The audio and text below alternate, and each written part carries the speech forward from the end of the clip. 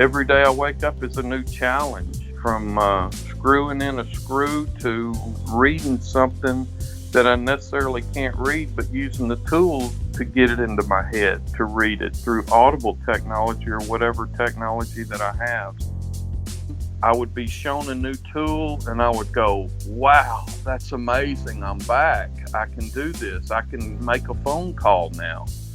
I'm excited about the new stuff I've been hearing on your blindability site, and that's that IRA. That's really going to free up people once that becomes a mainstream technology. So it's a new learning fair for all the employees of the city of Memphis in disability awareness and hiring, and we're really excited about getting that off the ground. You can find more podcasts with the blindness perspective on the web at blindabilities.com. Follow us on Twitter at blindabilities and download our free blindabilities app from the App Store. That's 2 words, blindabilities. I think so. I think everything that happens in life prepares for the future. You know, we have to look at it that way, and learn from it, both mistakes and triumphs.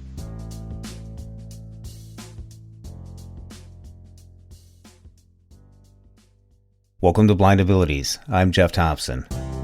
And today I'm talking to Kevin Key, and he is from the Memphis, Tennessee area, and he's a consultant for the city of Memphis. Kevin, thank you for taking the time and coming on and sharing your story with Blindabilities. Thank you, Jeff. I appreciate the opportunity. Kevin, can you tell our listeners what you do as a consultant for the city of Memphis? Well, it's a long journey to get to the disability advocacy area of my life. But currently, from my experience in working in government over the years, there were so many people that did not use the opportunity that they were getting to their fullest advantage. And as an administrator in government, I always felt like, what can we do to get these people to be the best that they can be? So one of the things that I saw over the years was the hiring of some disabled people and how these disabled people motivated the others in the offices to be the best that they can be. So currently, I'm working with the city of Memphis's mayor in setting up a disability hiring program and bringing all the other advocacy groups here in the city together and brainstorming and coming up with ideas on hiring more and more disabled people, especially in government. Most of the government people are sitting down in front of computers, and after living a life of blindness now for 3 years, I can see that there's no reason why blind people and other disabled people can't do those similar jobs. Did you ever imagine yourself sitting down with the city of Memphis, all the corporate business owners, as a consultant for disabilities? Not necessarily as a consultant. Before I got sick and became blind, I was an elected official here in Shelby County, so sitting down with other elected officials and other lawmakers was part of my life. And moving it into the disability world is a new venture. And I'm finding out that my learning curve is great because I've found so many other advocates that have been trained and work in the advocacy field that are so much more advanced than I am. However, I have the ability of bringing together some people that make decisions and making this one of the issues that they need to push. Kevin, you mentioned it's only been 3 years. Yes. Now, that's a lot for you and your family to accept. Yes. It affected not only me, but everybody around me, as you know, and I feel like I'm a better person for it, and I think they are as well. Now, Kevin, you told me a story when we first met about a tradition you had upon your daughter's graduation from high school. Now, you had 4 of them, and you did it for all 4, but what happened on that 4th time? I had been working in county government for 34 years. I started off at the lowest level in county government and advanced to that of an elected official. And I just so happened to have a conference halfway between D.C. and Memphis in Lexington, Kentucky, and I'd always wanted to go to the Kentucky Derby. So I was able to go to Churchill Downs. I took my oldest daughter and my youngest daughter and my wife, It was always a family pilgrimage to take my kids to DC when they would become a senior. And this was my fourth and final child that was going to have the family pilgrimage trip. And I had no symptoms at all that day. It was a hot July 5th day. Was able to go to DC for the first time to see the fireworks on the 4th of July. And we had gone to the Tomb of the Unknown Soldier. It's a long walk back there, and I didn't have any problems at all that day. And that night, I woke up about 1 in the morning with a bad pain, and that began the beginning of my new life. I was in the hospital for 90 days after that in Georgetown University Hospital. I feel like God had led me there to be in this great hospital with these great doctors. And I'm alive now, and He has left me with sight. I do have some sight, but it's a whole new life, and I embrace it. You know, Kevin, being able to accept the challenges of blindness is really something that sometimes takes a long time, but you've moved along quickly. Can you explain how you've accepted this so rapidly? Yes. My mother and father had both died in 2011 before I had become sick. Seeing how they lived their life prepared me for the journey that I was embarking on as a blind person. My mother was in a wheelchair most of her life. She had polio when she was a teenager, and my father was a motorcycle policeman, and he used to go by the old hospital where the patients were in iron lungs, and that's where he met my mother. And they ended up marrying. He had a hard life himself. He was born to a 14-year-old mother, and he was put in an orphanage when he was at a young age. And I never heard either one of them ever complain about their circumstances. He was a very accomplished person. He went on and earned 2 degrees, including a master's at the University of Minnesota. And he started the first juvenile delinquency program for integrated children in the state of Tennessee, if not one of the first integrated programs in the South. And so many other kids became brothers to me and my brother and sister. Became a pretty big extended family from that point on. They helped people throughout their life, and I think that is what they passed on to me. The 2 things was help those who can help themselves. The other is never say you can't, and that stuck with me my whole life. Never say you can't. That's a good one.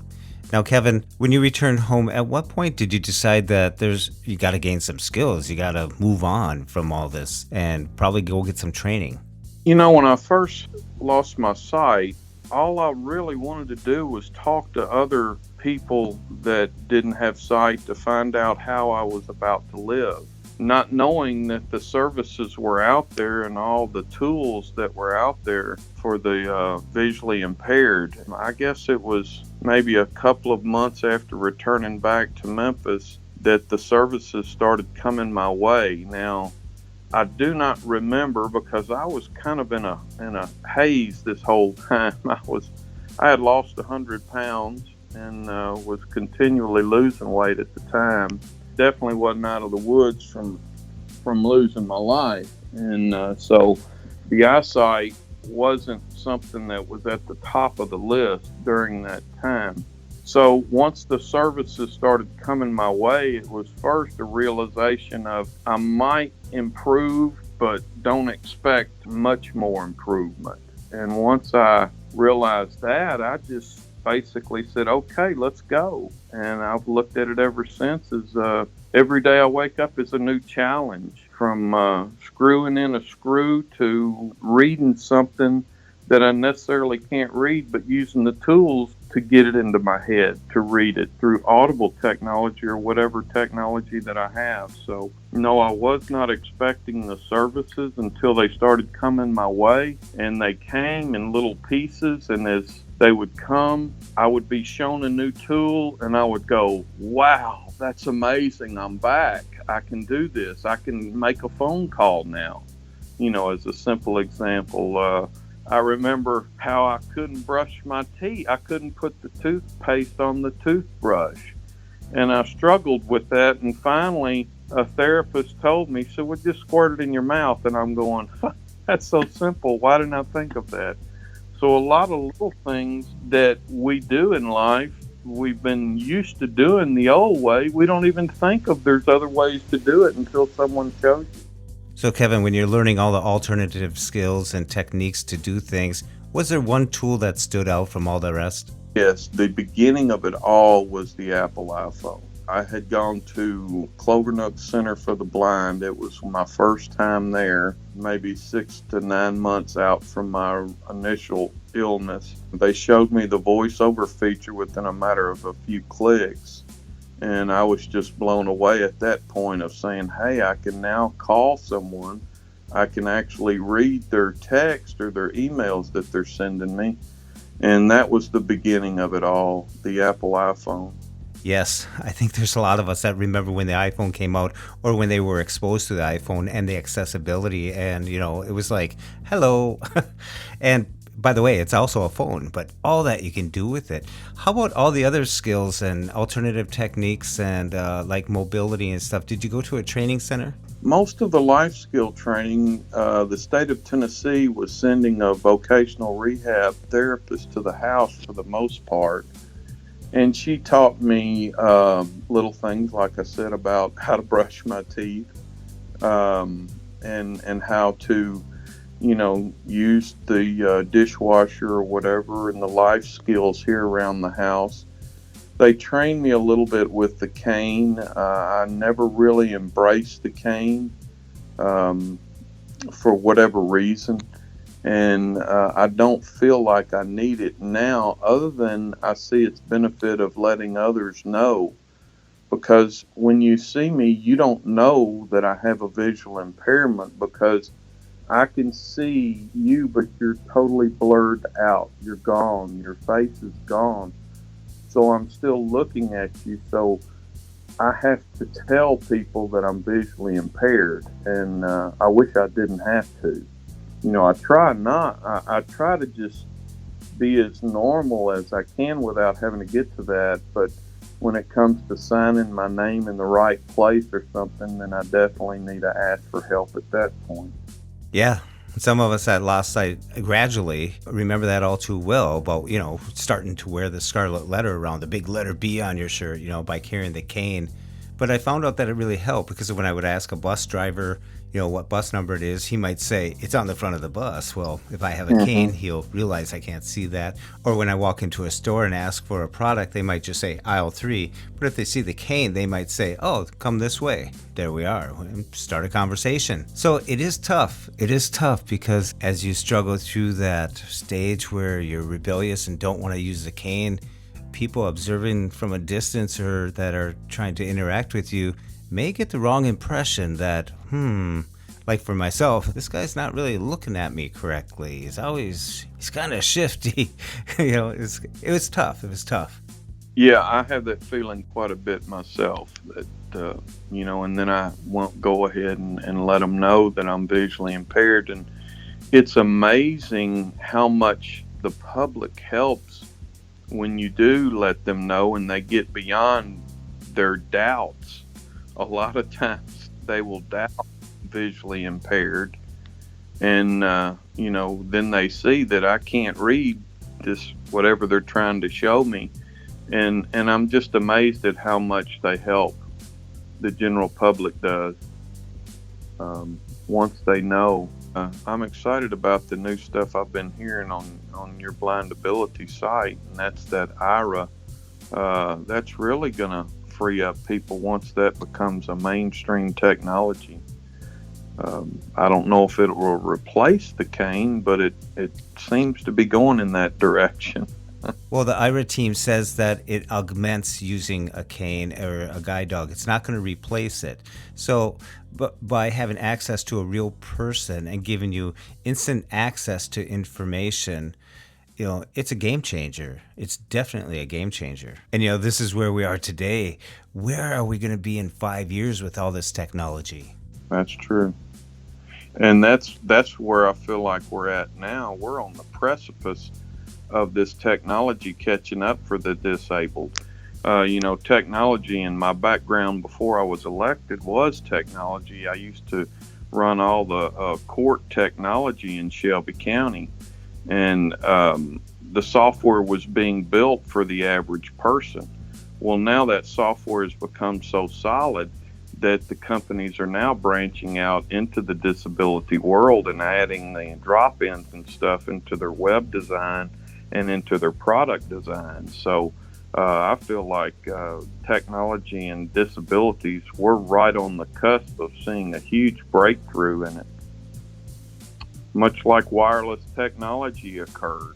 Before Bluetooth occurred 10, 12 years ago, we couldn't imagine, the ability of transferring data wirelessly like that because the bandwidth was so big that we couldn't afford it. Well, now everybody has Bluetooth devices that are transmitting wirelessly all over the place.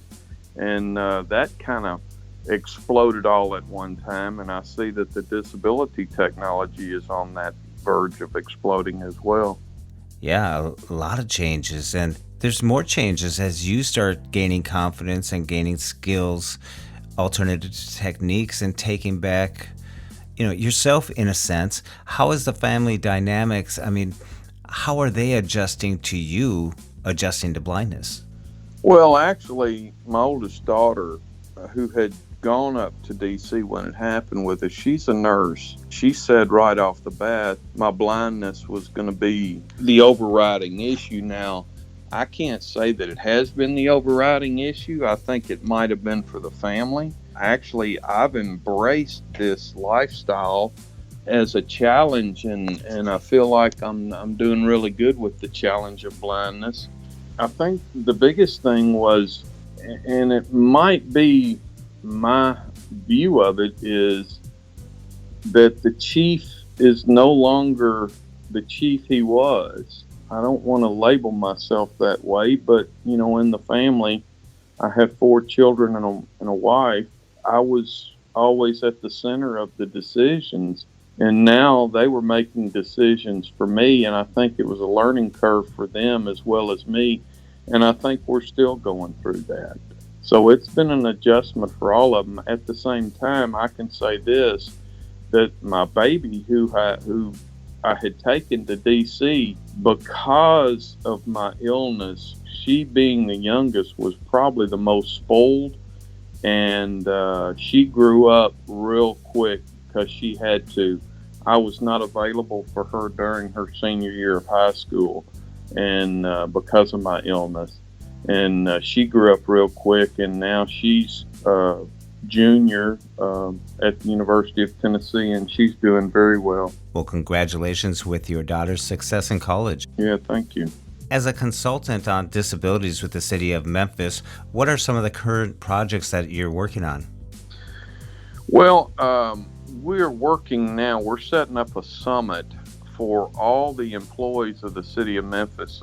I guess I should say all the management staff in the city of Memphis. And it's a day-long event to where they're going to come and have breakout sessions and learning disability awareness, the tools out there that go along with disabilities, how to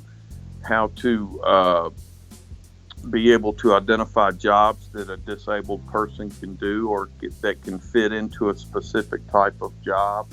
So it's a new learning fair for all the employees of the city of Memphis in disability awareness and hiring, and we're really excited about getting that off the ground and going on to the next phase. And the next phase would actually be more disability awareness training for all the staff, and then on to hiring and acquiring the tools that are necessary that the city should have to provide. Say it's a blind person and it's screen readers or whatever it may be, whatever tool that they need. Now, I found out working in county government for so many years that we had several disabled people in the office, and that's one of the things that I think that we can show to the rest of the staff is what positive influences that these disabled people can make on the average and everyday employee. We had an employee that had a mental disability, and every day at 2 o'clock he would have his English tea and crumpets every day at 2 o'clock. So soon the whole office looked forward to having a 2 o'clock tea and crumpet time. That this man named Paul, he started, and Paul was a very unique person, but everybody identified his uniqueness and helped him tremendously. But he helped them, I think, more than anything, in just how he carried himself, and it was contagious. And it actually, everybody in the whole building, even though I had one floor, or I had 3 floors of the building, it was a 10-floor building. Everybody in the building knew about Paul, and he was just one example. We had 2 or 3 others in the office that had a disability, and how much they influenced the people around them. So that's one of the things that I hope that we can get across to the city of Memphis, that disabled people aren't a burden. In fact, they're going to show you that they're going to be able to do the job as good as you. It might take them a little longer to learn it, but once they learn it, you don't have to worry about them completing it. And I saw that in Paul and the other disabled people, including my mother. My mother, she never, ever let her disability get in the way, and she ran the Mid-South Fair livestock department for 35 years. So if you can picture this woman riding around in her wheelchair or her cart, barking out orders to all these farmers with cows, that was my mother. And she did it with sternness, and everybody respected her and never saw her as a disabled person. And that's what I hope that we can get to one day, is that people aren't looked at as disabled persons in the workforce. They're just part of the workforce. So that's my overall goal. Well, I think it's really great that your voice, Kevin, you have a voice at that table. I hope so, because I tell you, when I sit with these advocates that have been doing it their whole life, and I'm thinking, I'm jumping in here and I'm getting ready to do some great things. And like I said, if there's 8 of us at the table, I'm number 8, because everybody else has so much more knowledge than I do. And it's a learning curve for me, and I'm looking forward to learning it. But I know I'm already way behind these people that have been living it and advocating their whole lives, and I admire them for it and their approach to it. So I'm learning as I go.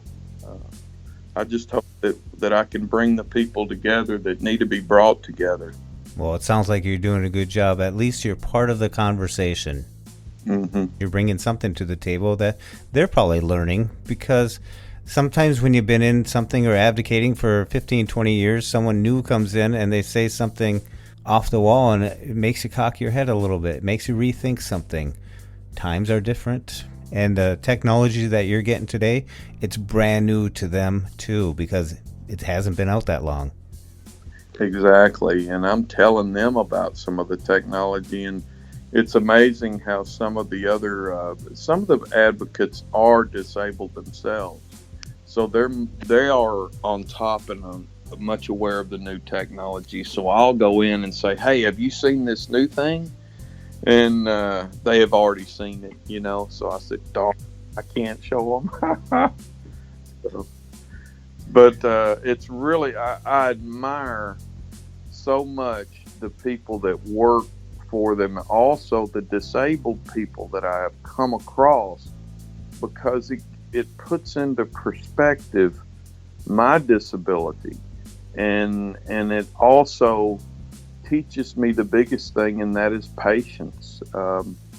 If what used to take 5 minutes to do takes 10 minutes now, and you just have to learn to be patient with it, and then you learn it, and then you master it, and then you go on to the next thing to master.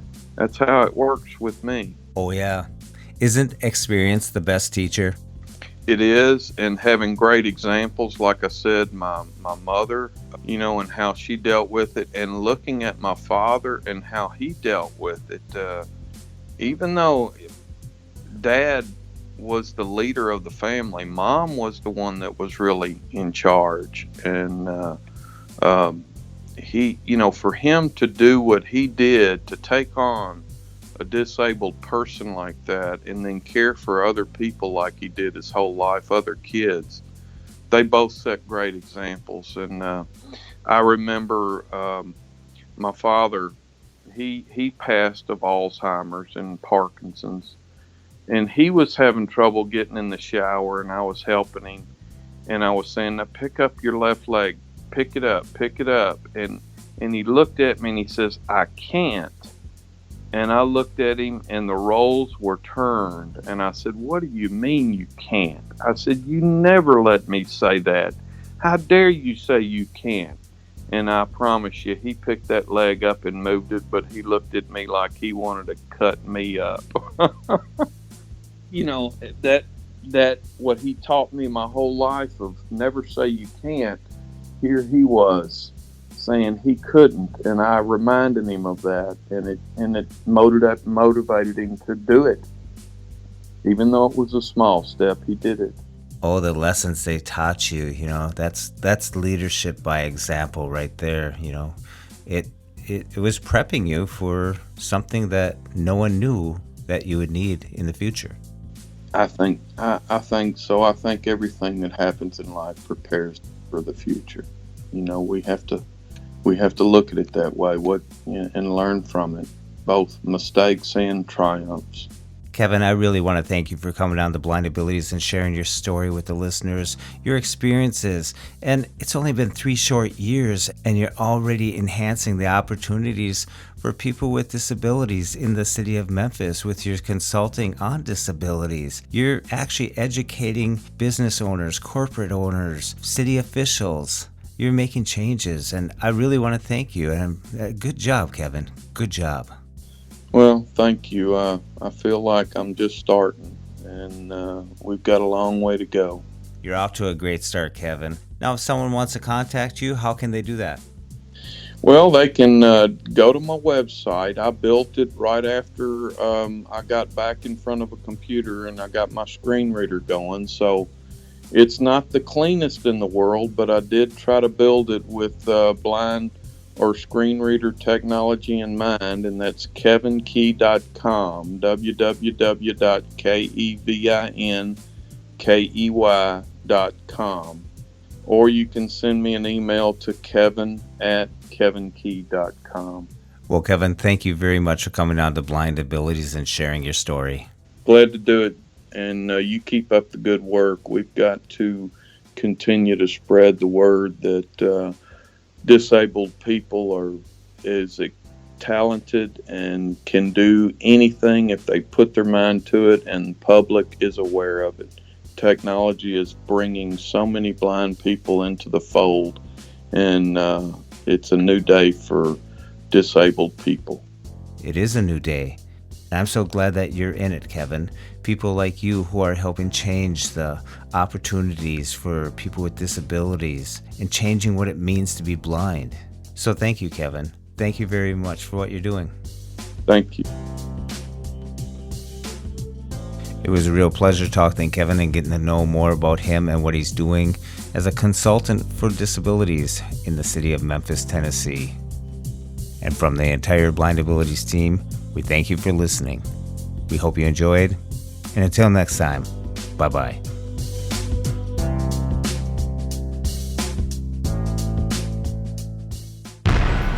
When we share what we see through each other's eyes, we can then begin to bridge the gap between the limited expectations and the realities of blind abilities. The realities of blind abilities.